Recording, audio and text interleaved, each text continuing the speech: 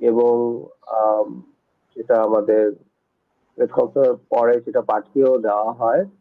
মূল বিষয়বস্তু যে খোলা চিঠিটা ছিল সেটা হলো যে আহ, এই দুই শিক্ষক ছাড়াও আমরা পুরো সমাজ জুড়েই দেখছি যে এক ধরনের ঘৃণা বিদ্বেষ ছড়ানো হচ্ছে ধর্মের নামে। এবং সেটা আমাদের মনে একটা যথেষ্ট শঙ্কার আম, সৃষ্টি করছে। আর প্রধান উপদেষ্টা তার বিভিন্ন ভাষণে একাধিকবার ইনক্লুসিভিটির কথা বলেছেন, বাক স্বাধীনতার কথা বলেছেন। আম, তো সেই ইনক্লুসিভিটি যদি উনি নিশ্চিত করতে চান, বাক স্বাধীনতা নিশ্চিত করতে চান, মত প্রকাশের স্বাধীনতা নিশ্চিত করতে চান, তাহলে তো সেরকম প্রকাশের উদ্যোগ তো দেখা দিতে হবে। তো এই জন্য আমাদের একজন শিক্ষক আম, সামিনা আম, লুৎফা সে যখন আম, বাংলাদেশ কৃষি বিশ্ববিদ্যালয়ে একটা আলোচনায় অংশগ্রহণ করার নিমন্ত্রণ পায়।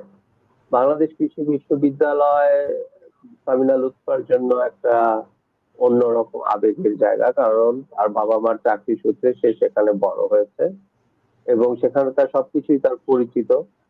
তো সেখানে যখন একটা আমন্ত্রণ সে পেল, আম, স্বাভাবিকভাবেই তার অন্যরকম আবেগ কাজ করেছে।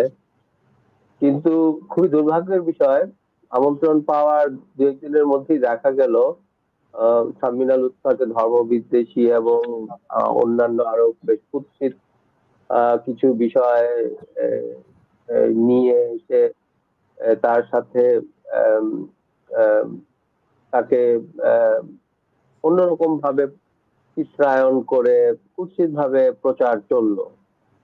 এবং প্রচার চলার আহ, ফলশ্রুতিতে যেটা হলো, বাংলাদেশ কৃষি বিশ্ববিদ্যালয়ের ডিসি, ভিসি এরা সবাই শঙ্কা প্রকাশ করা শুরু করলো যে এটা নিয়ে মনে হয় একটা বিরাট গন্ডগোল হবে।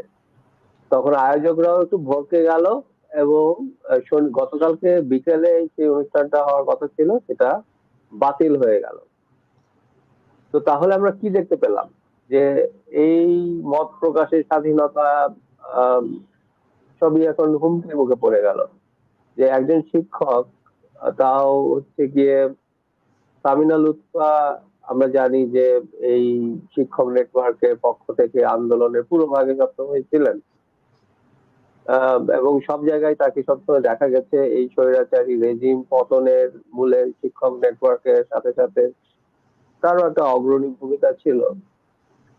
তো এরকম একজন ব্যক্তিকে যেখানে কোনো আলোচনা হলে মানে সর্বাগ্রে তাকে সব ধরনের নিরাপত্তা দিয়ে নিয়ে আসা দরকার, কিন্তু বিশ্ববিদ্যালয় প্রশাসন, বাংলাদেশ কৃষি বিশ্ববিদ্যালয় প্রশাসন এমনই নতজানু, এমনই তারা মেরুদণ্ডহীনতার পরিচয় দিলেন যে তারা কোথায় তাকে আশ্বাস দিবেন আপনি আসেন, আপনি আসলে আমরা সম্মানিত বোধ করবো, উল্টো তারা সেটা বাতিল করে দিলেন।